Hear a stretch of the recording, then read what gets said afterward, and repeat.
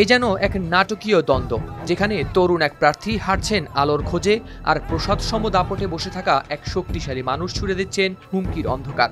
New ইয়র্কের mayor নির্বাচন ঘিরে এখন যেন মার্কিন রাজনীতির মঞ্চ কাঁপছে দুই বিপরীত মেরুর ধাক্কায়। একদিকে ডেমোক্র্যাট প্রার্থী জোহরান মামদানি, অন্যদিকে ডোনাল্ড ট্রাম্প, যিনি এবার নির্বাচনের আগেই সরাসরি জানিয়ে দিয়েছেন যদি জোহরান জেতেন ও যথাযথ আচরণ না করেন তাহলে ফেডারেল তহবিল থেকে 1 টাকাও পাবে না নিউ ইয়র্ক। ফক্স নিউজে দেয়া এক সাক্ষাৎকারে ট্রাম্প স্পষ্ট করে বলেন, জোহরানের জেতা তার কল্পনারও বাইরে, কারণ তার চোখে জোহরান একজন খাঁটি কমিউনিস্ট। তিনি বলেছিলেন, ধরা যাক জোহরান মেয়র হলেন, আমি তখন প্রেসিডেন্ট, তাহলে ওকে ঠিকভাবে চলতেই হবে, না হলে নগরী পাবে না কোনো অর্থ।